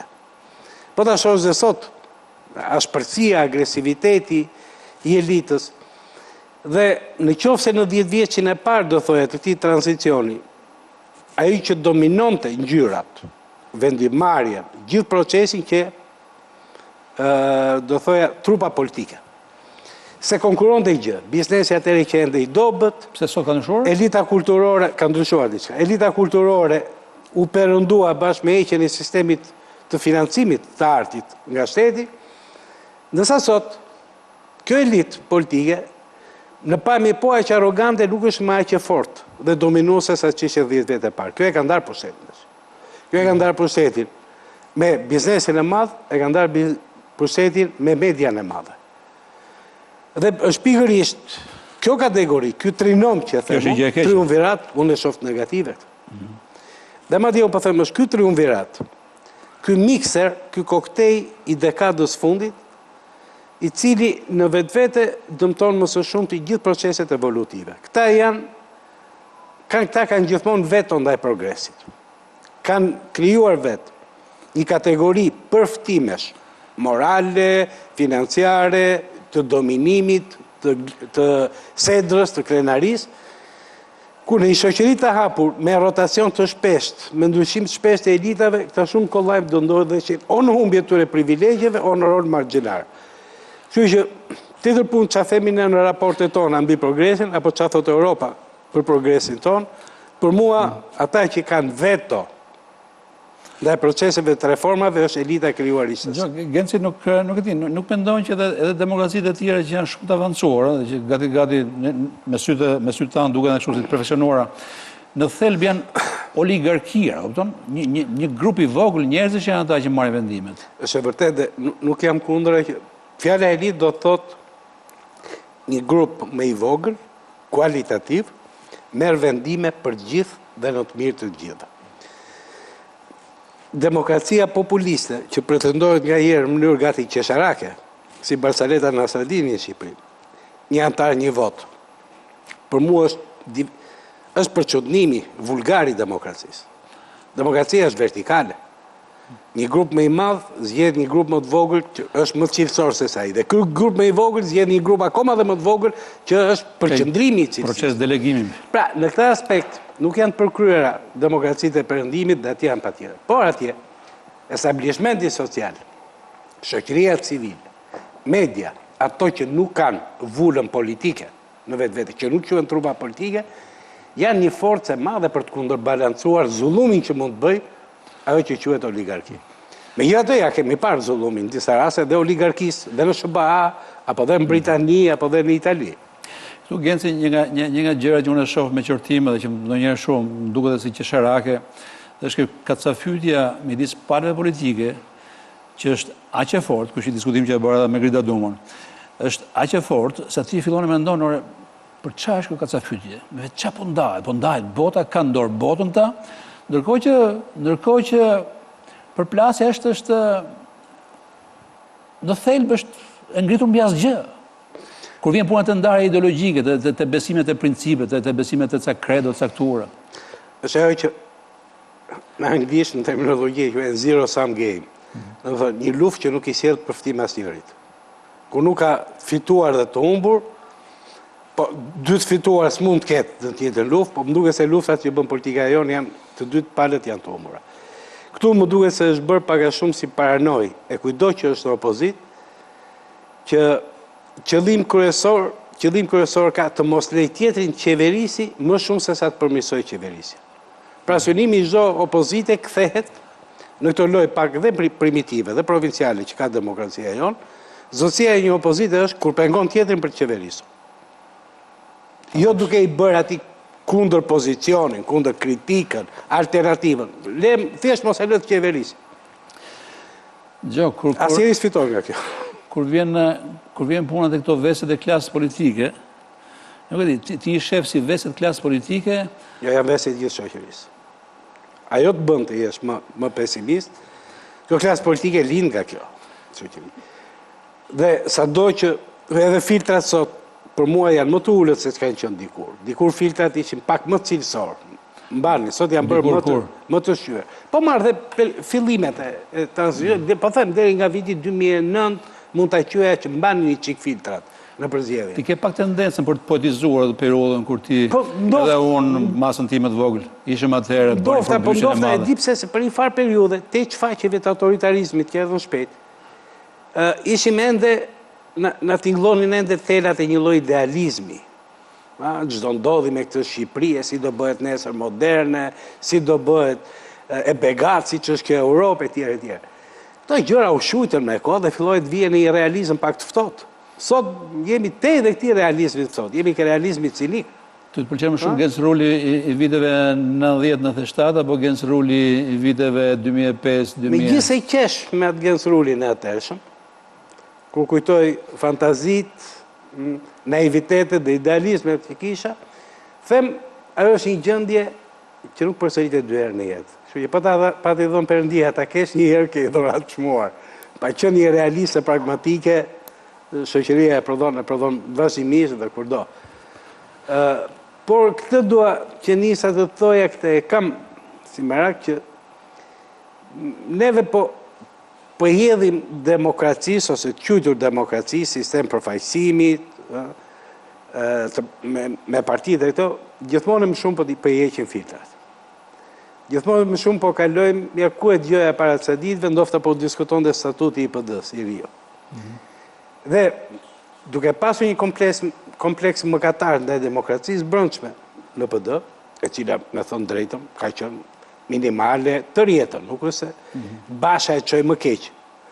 Por ama ke Basha është kjo lojë pak infantile dhe pa dinjitet, për shembull që në statut ka vënë që kandidatët për kryetar bashkie, kandidatët për deputetë të gjithë do dalin me një antar i vot. Me një antar i vot, sikur ta lihen në Amerikë, të zgjidheshin kongresmenët, senatorët dhe gjykatësit, nuk do zgjidheshin dot kurrë. Dhe nuk e bën atë gaf Amerika, fëminore të shkojshëm. Pse ata kanë ca primaries që? Primaries, tjetër gjë. Janë ca elitë, domethënë elita partijake që ne asua di me emrat kryetarëve të partive, pa më janë të fortë në Amerikë, kryesit, leadershipi i partive, përzgjedhin dhe ata që kanë qenë politikanët më suksesshëm. Si guvernator, si gjykatës, nuk e di, si punojnë shteti, si biznesmen e tjerë. Dhe këtë përzgjedhje që e kanë bërë ata, po jo përzgjedhje që bën individi i provincë. Këtë përzgjedhje që kanë bërë ata e hedhin në vot brenda simpatizantëve, brenda atyre që janë votuesit e partisë tyre. Pra në fundit, është një proces përzgjedhje nuk ka të bëjë këtu me një lloj mepri, mos përfillje të mendimit të atij që është poshtë. Por këta njerëz janë më të dedikuar. E ti e kundër principit një rob një votë? Në kulturën tonë për më tepër është e pa aplikueshme. Ose është e aplikueshme në mënyrë të dëmshme. Duke mos tentuar të nxjerrë çështjen më të mirë, por duke tentuar të nxjerrë atë që është më i fortë për të bindur një grup caktuar. Për shembull, ne vumre këtë fenomen kur demokratizojmë universitetet. S'kishte gjë më të madhe. Ju dham autonominë e tjerë. Kam qenë vetë një nga autorët e ligjit nëpërmjet institutit tim. E penduar. I shumë. Të nesme që filloi autonomia, e universitet, përzgjedhja, cilësia e përzgjedhjes, të trupës, dekan, rektor, etj, filloi gjithmonë më shumë të bindë. Kështu që me këtë ilustrove tezën time që nuk ka pajtueshmëri. Grupet e vogla në emi shoqëri kapen. Grupet e mëdha nuk kapen dot nga një individ, as nga i grupi vetëm. Ne jemi shoqëri e vogël për të posu kapur. Kapemi shpejt. Edhe pse Genci kur demokracia nuk funksionon atë ca komunitete që janë sofistikuara kulturalisht për fytyrobës, ta kupton kur demokracia shkon duhet të aplikohet. Politika mund të kishte shërbyer, por klasa jon politike përfshirë dhe mua brenda nuk e luajti dot të rolin e saj. Një katalizator për ta emancipuar gjithë shoqërinë. Me sjelljen dhe me aksionin e saj, jo vetëm me tezat e saj, por me aksionin më shumë, drejt kuptuarit demokracisë dhe të sjellurit në mënyrë demokrate. Gjo, mbas 10 vitesh apo 15 vitesh apo 20 vitesh, për ty Shqipëria do të jetë më demokratike? Është herët, jo, nuk e shoh.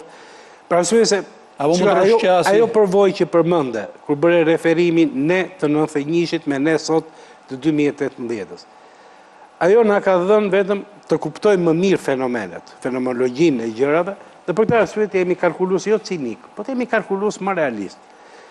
Në qoftë se në Shqipëri ajo që mungon, Shqipëria ka ato grupe që në këta që merren me sociopolitikë quhen shoqëri të mosbesimit, distrust society.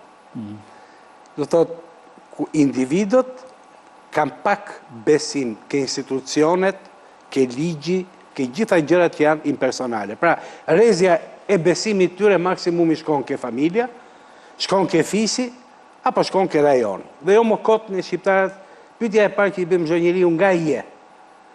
Lusja është një identitet edhe politik dhe historik. Po kështu tropoja, po kështu gjirokasa. E mendosh kjo është në 28 km2, që është një lagje e New Yorkut. Pra, këtë besim edhe këtu bazohet shoqëria moderne. Ku ti besimin e ke institucioni, ti beson gjykatës. Jo gjykatësit me emër i cili është çoni i xhaj, është shoku tat. Po gjykatësit si parim. Ti beson institucioni që është ligji. Ligji ke ne, dhe ky është problem madje më i madh se demokracia. Sepse po të krahasoj me disa demokraci të Ballkanit, për shembull me Greqinë, që nuk ndrit, apo dhe me Serbinë. Nuk ndrisi në funksionimin e demokracisë përfaqësuese. Por të paktën legaliteti, ligji, rule of law është më i ngulur në kulturën e tyre. Ne këtu kemi problemin më të madh. Madje sikur ne në këto 10-15 vivure shumë afër kufit, vite, të donin të shifshin, do doja të shifja i Shqipëri ku institucioni i ligjit dhe i zbatimit ligjit, jo vetëm nga individi, por radh parë nga grupet e fuqishme, nga politika, është instaluar. Po të jetë instaluar ai, mund të jemi më optimist edhe për evolimin e kulturës demokratike. Është një bisedë që kurdo që ta mbyllim do na mbetet përgjysmë. Do na mbetet përgjysmë. Edhe unë e di këtë rrezik që nga momenti që ta propozova si temë, që ti je mirëpritë. Por unë do të thoja me qeve të herë tjera për dhe unë do të vija me qeve. Për të bërë biseda të kësaj natyre. Dhe unë do të vija. Nuk janë shumë në mod, sepse në fakt më vjen mirë dhe të uroj mut që ky emision që ke hapur t'i shputet asaj tendence që është fashur në vitet e fundit dhe në median tonë, ku më së shumti debatet janë vetëm një përkthim pak më me art i tavolinës së thashëthemeve që qenë klubi përballë. Pra, me çfarë këta që financojnë mediat, pronarët, thonë po të bësh emisione me këto tema nuk ka asnjë njeri që i ndjek dhe i dëgjon. Po të bësh me tema, siç tha shkrimtarja e njohur që se njeh askush, ose se ka njohur deri atë ditë. Apo ajo debati që pati ti i ditë me lidhe me gjoksin e një modele. Ato si thuash janë më jose edhe për këtë elitën mediatike. Edhe nëse mua po më rezulton që edhe këto biseda ndiqen. Edhe këto biseda ndiqen. Në provokacija ndiqen. Genc Ruli, shumë faleminderit që je këtu. Faleminderit. Ky është fundi bisedës me Genc Rulin, po unë kam edhe një të ftuar të katërt, ai është Alfred Lela.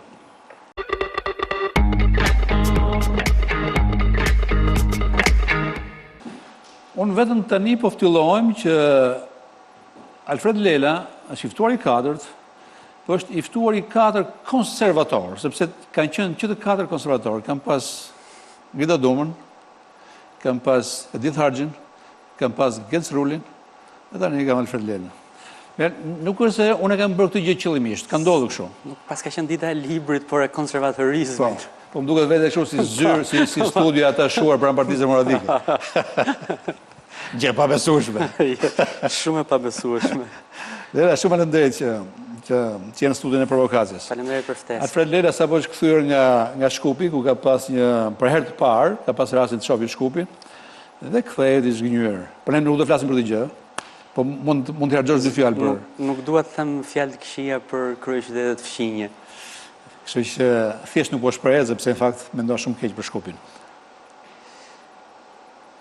Nuk do thua shka? Jo, u habita nga e prisja, e mendoja diku afër Beogradit dhe e mendoja diku afër Tiranës, në kuptimin e se si duket në estetik, dhe mu duk më kese Tirana, dhe kjo i dha Tiranës një vend më lartë në rënditje në këtë listën e kryeqyteteve. Ishte një bashkim, ishin dy botë, më thënë, këte ishte një botë ish-jugoslave, e palëvizur ana e Maqedonasve, e palëvizur shumë nga ish-Jugoslavia, si pas meje, me pak kiç të Gruevskit, me i delir, po themi, madhështie, edhe ishte pjesa para Osmane, ose Osmane, ose neo-Osmane, e qarshia e shqiptarve. Dhe ishin, po themi, dy copa që nuk... E përmendoria madhe e Aleksandrit, është akoma? Ajo edhe më shumë, dhe janë duke shpikur lekat të tjerë për Maqedoninë. Unë Alfred Lelën si të qovë dhe kam ftuar për diçka tjetër, kam parë një shkrim të Alfred Lelës në portalin e vetë Politiko, me titull Letra e Lalës, një turp shqiptar në anglisht të keqe. Edhe shkrimi ka të bëj me një raport, apo me një denoncim, apo nuk di si ta quaj, që si e quajnë? Një raport, ai ka emrin raport, por kthehet në denoncim, kthehet në flet rufe, kthehet në një letër poshtdere, bëhet shumë gjëra. Në një letër poshtdere, më pëlqen shumë ky lloj, si thuhet, përcaktimi. S'kisha bërë ndonjëherë nga këto, nëse në një letër poshtdere që Adriatik Llalla, ish prokurori i përgjithshëm i Republikës së Shqipërisë, ka dërguar në Kongresin Amerikan me synimin për denoncuar Donald Lund, ambasadorin amerikan në Tiranë. Dhe ishte një letër poshtdere e shkruar në anglisht, nuk e shkruar me një anglishte të keqe. Unë fakt e pash letër vetëm pasi lexova shkrimin tënd. Edhe ti pse u bëre kurioz ta shifje në anglisht? Jo, unë doja të gërmoja, nuk doja sepse unë pash një shkurtimore, një shkurtes të letrës të botuar në një nga mediat tona, dhe sigurisht duke qenë gazetar dhe duke drejtuar një portal, një media të re si Politiko, u bëra kurioz se mos tek ajo lënda e madhe që duhet ishte letra, që thuaj se ishte letra, kishte lajme të tjera. Unë u futa për të gjetur lajme dhe jo anglishtet keqe. Anglishtja, lajmi i keq ishte anglishtja e keqe. Dhe aty u mora pastaj përveç tjerë, se ajo është, si me thënë, një nga këndet ku e pashun, po aty kishte disa gjëra që shkonin, po kur ato ishin edhe në anglisht dhe i drejtoheshin një kongresmeni amerikan, e bënin lajmin edhe më të zi. Një nga pasazhet e shkrimit Lelës së shkruaj që më pëlqeu, 18 faqe, sepse kishte 18 faqe raport, jo? Kështu ishte. 18 faqet e zeza të thojza, të ish kryeprokurorit Shqipërisë janë të mbushur me gabime protokollare, gjuhësore, terminologjike dhe etike, që do bëjnë të skuqe dhe më të ultin në punës të çdo rubrike normale. Le të kërkojmë dorën Konicës dhe të themi se anglishtja e Llallës e ngjan në saj të personazheve të përralla nga Zululandi. Një Zulullau është e gjitha. Më pëlqen edhe ky termi Zulullau. Dëgjoj, po mirë, pyetja ime është, do t'i japim kaq rëndësi një letre të shkruar keq në anglisht, edhe mbi këtë bazë ne të skualifikojmë një kreu në një institucioni? Në fakt, përgjigjja ime është po, po do. Shiko, kjo është gjëja e fundit që e skualifikon ish kryeprokurorin e përgjithshëm, anglishtja. Por kur kjo i bashkohet shijeve tjera, shkeljeve tjera, e bën edhe më të rëndë. Por edhe kjo ka rëndësinë vetë, ja pse e ka rëndësinë, sepse pyetja që bëjmë është, a nuk do mundej një zyre lartë e Republikës së vendit të kishte dijenin, mjetet, po edhe shijen, për t'i dërguar një tjetër zyre të lartë të një vendi tjetër, që është alat, që është mik, që janë Shtetet Bashkuara të Amerikës, një letër ashtu siç duhet. Këtu fillon e gjitha. Domethënë ne çalojmë edhe tek kjo, që duket gjë e vogël, ama pse do merremi, duket sikur mustaqet e çelës, por jo, kjo tregon themelsin e shtetit. A e kemi në shtetin? Se Llalla është dikush që ikën dhe vjen, dhe unë sigurisht jam marrë me Llallën, sepse kësaj shkeli janë bashkuar të tjerat, po Llalla ikën dhe vjen një Llallë tjetër, kanë qenë dhe 10 Llallër të tjerë. Nuk funksionon institucioni, dhe është zyra e prokurorit përgjithshëm të Republikës, është në rangun e një ministri. Dhe është për të ardhur keq, sepse anglishtja edhe kuptimi i institucionit, i përfaqësimit të zyrës është për të ardhur keq. Unë mendoja, duke lexuar shkrimin tënd, unë po përfituroja situatën, në cilën e gjitha kjo ka ndodhur. Ai me siguri, ose dikush në emër të tij ka bërë një letër në shqip, edhe ka lënë diskutimin tani që duhet përkthyer në anglisht. Edhe besoj kushdo, lëra se ai vetë ka qenë një shushatur i habitur ose është një mediokër gjatë si shkruajmë këto gjëra, po kushdo që, si thua, është konsultuar lidhur me letrën në shqip, do duhet i jepte këshillën që tani ta çojmë te një dorë mirë që gjithë përthej. Nuk e di. Patjetër, kjo do të kishte qenë afër mendsh, kjo do të kishte qenë hapi përmbyllës i këtij denoncimi ose raporti. E para të ishte hartuar si një raport, të mos kishte nota armiqësore, pejorative, edhe me ndaj dikujt që mund të jetë, sepse unë nuk e heq mundësinë e kësaj, nuk i heq asnjë presje mundësisë që po, ambasadori Lu ka shkuar dhe i ka thënë këto gjëra që pretendon zoti Lela. Por ai bën një katrahur të këtyre fakteve sa e hedh në erë edhe vetë faktin. Mënyra si rendit, mënyra si i thot, duket si një hakmarrje e vogël në punësish, me që folëm për perandërinë shqiptar, Osmanën dhe Jugosllaven, si në punës të vegjël të këtyre të dyjave. Po se ti e beson që ambasadori amerikan mund i ketë kërkuar. Edhe sikur, shiko, po në fakt do ishte pak e çuditshme ta kishte sajuar, ta kishte shpikur të gjë, Lela, apo mund ta shpik. Jo, kanë marrë, shiko çfarë duke njohur, duke e ditur tashmë se si funksionon mendja e zyrtarit shqiptar. Kanë marrë sigurisht një fije peri që mund të jetë shfaqur diku dhe kanë qëndisur dhe është qëndisur një gjë. Është e zakonshme kjo. Shto. Unë pash një email që Lu i kishte dërguar Lelës dhe aty në fakt shfaqej shqetësimi për petroleum. Por mënyra se si kërkoi dhe çfarë thuaj ishte një gjë korrekte, në të cilën nuk mund ta kapje as në kërcënim, as në shantazh dhe as në tekst ambasadorin. Dhe unë besoj, duke qenë se ata janë për një shkolle diplomatike nga më të mirat në botë, e kanë thellësinë e mendjes që edhe nëse duan të shantazhojnë, të kenë në tekst, të kërkojnë, e bëjnë në një mënyrë që të mos mund të kapen. Dhe ne nuk kemi duke gjykuar njeriu Lu këtu. Është përfaqësuesi i Shtetit Amerikan, i cili ka kujdesin të mos bëjë asgjë e cila do ta shtinte në telashe, në burgje, në etj me shtetin e vet, jo në raport me ne. Jep një konsiderat për njeriu Lu, meqense jemi të. Për njeriu Lu, e njoh shumë pak, Muçi, e kam takuar pak herë. Në ndryshim nga zoti. Ne njohim dhe ai gjithmonë kur del flet si ambasador, po ne shohim dhe njeriu. Patjetër prapa. Po të më pyesi për Arvizun, para arsin e tij, cilin unë e konsideroj mik, do kisha shumë për të thënë. Po kam pak njohje, kam takuar disa herë, unë i di për nder një gjë, që kam qenë gazetari i parë shqiptar, cilit ai ka dhënë intervistë, kur unë isha tek Mapo, e ka hapur me mua dhe këtë Ke qenë dhe Mapo ti? Po patjetër kam qenë dikur.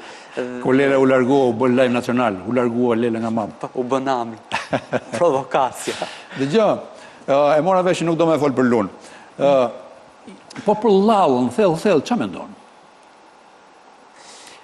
Shiko, kam Dhe është një mendim që, si thuash, e ke konsoliduar kohët e fundit apo ke menduar njësoj gjithmonë? Jo, e kam parë, shiko çfarë ka qenë shija keqe që ka lënë Lela tek unë dhe të ngjashmet e mi, mendoj. Ka qenë një lloj përpjekje e tij, një lloj pelivan lëku për të ecur në një tel të hollë të ndërmjetëm ku nuk prek askënd dhe ka mirë me të gjithë.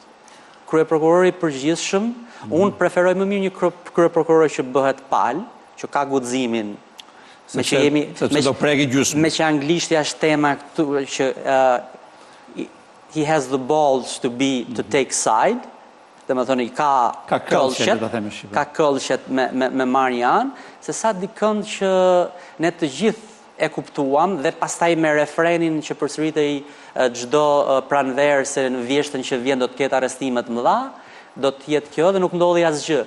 Pra ishin 5 vjet të kaluara sikur ai të mos kishte qenë në një farë mënyrë dhe ai u bëi qenë, doli nga mosqenia kuriku dhe doli nga mosqenia duke u konfrontuar me ambasadorin amerikan. Jo, ne i besojmë dhe e duam zyrën dhe personin e prokurorit përgjithshëm të Republikës Shqipërisë të konfrontohet me këta tanët.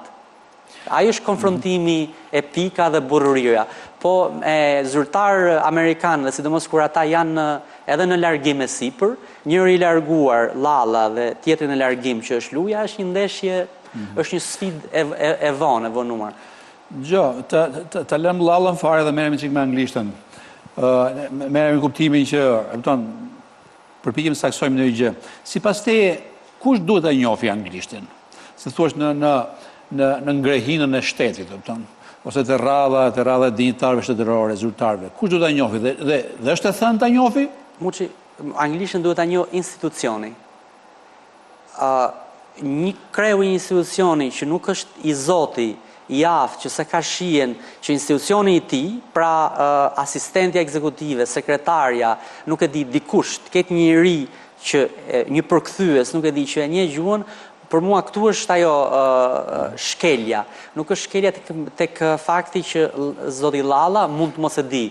Kjo nuk ka gjë, se prandaj janë përkthyesit, po institucioni të cilin dikush e drejton duhet të mundet të komunikoj në anglishte korrekte. Pra të unë flas tani për anglishtën. Unë vetë mendoj, Lela, që edhe prokurori përgjithshëm i një vendi si Shqipëria nuk kapset mos a di anglishtën, ndërkohë që anglishtja sot është lingua franca, është gjuha. Duke ardhur te kjo pastaj në cilën kohë jetojmë, cila është gjuha e komunikimit, cila është e the vet, lingua franca e kësaj epoke, lingua anglika, po themi, është anglishtja. Dhe presupozohet, duhet, është mirë që zyrtarët e lartë ta dinë, të kenë një njohje, të mund të komunikojnë. Ta dinë, cili është niveli dur i njohjes së anglishtës? Një njeri, një zyrtar ose një shtetar që thjesht belbëzon anglisht. Shiko, tani ty të përfaqëson ose më mendon që është dhe shenjë kulturës që një Europë ka sot, sotërimi i anglishtës. Kjo është shenjë kulturës dhe shenjë kulturës reflekton dhe kulturën e vendit cilin ai përfaqëson. Dhe këtu është ne sigurisht që do donim që për vendet si ne, tani Merkeli edhe mund mos e di anglishtën, edhe nuk ka nevojë ndoshta. Vendet mëdha, ose Putini. Megjithatë asnjë prej tyre nuk është se nuk e di ose e din shumë mirë. Putini e di keq, e di pak. E di keq, por ai ka edhe rasti Putinit dhe i Merkelit duke pas ndjesinë të vetë ndjerit e perandorisë, s'ka rëndësi sa mbrapa në kohë, ata e shohin si komunikim të brendshëm me publikun e tyre rus, ta zëm, që duhet flasin në gjuhën e perandorisë, në gjuhën e nënës Rusi, sepse janë kombe me tjetër kapacitet historik, geografik, njerëzor me radhë. Unë kam gjetur në YouTube disa momente ku personazhe të ndryshëm shqiptarë, të politikës shqiptare, Tiranës dhe Prishtinës, flasin anglisht. Edhe do të thojë aty të ndiqnim, janë kështu pasazhe shkurtra për secilin nga 20 sekonda, nga 10 sekonda, nga 30 sekonda, dhe ti ndjekme dhe pastaj kthehemi në studio. The main effort and all the sacrifices that Albanian have done for century has been focused to the freedom and security. I truly believe that, and I really believe on that very soon Kosovo and Serbia are going to sign the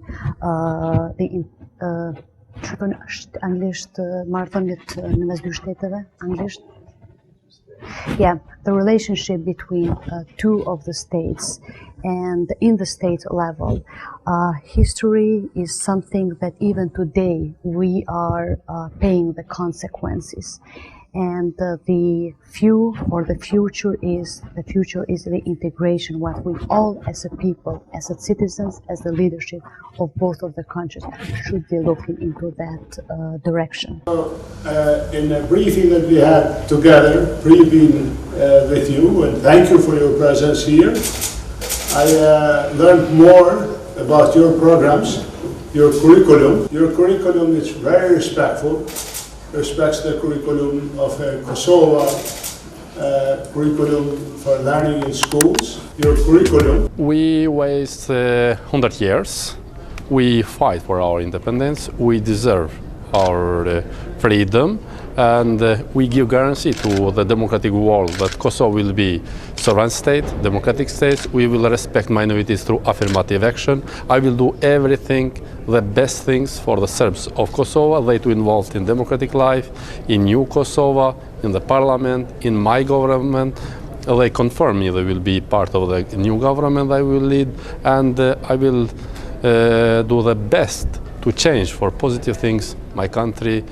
Now I am set to tell you, international press, how powerless is this man. He told the international community that I am not allowed to do that only in the cases of the Okay. Of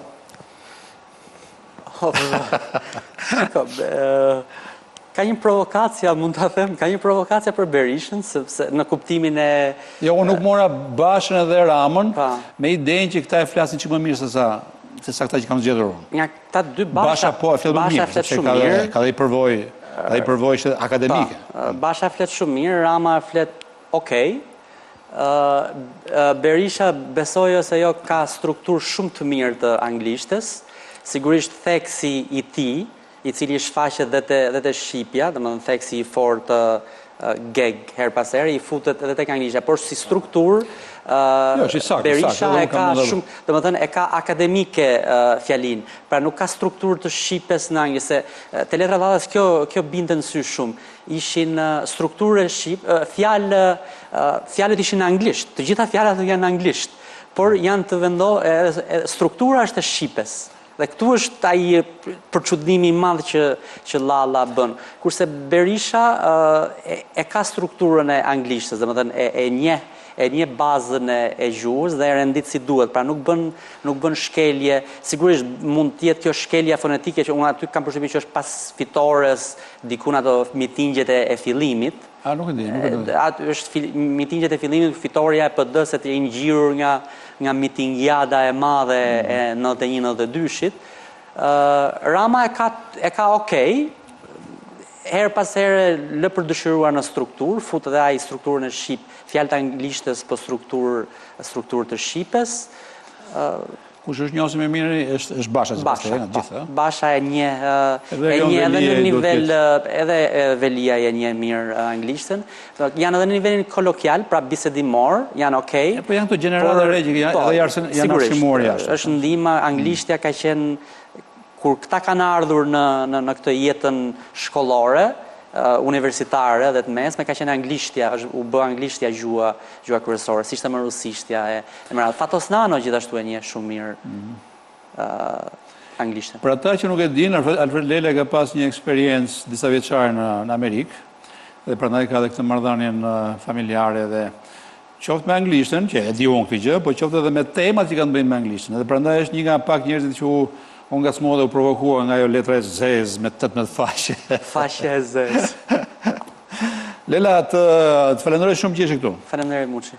Suksese me Politikon. Ecën mirë? Portali? Rritet, ecën mirë. Falenderit.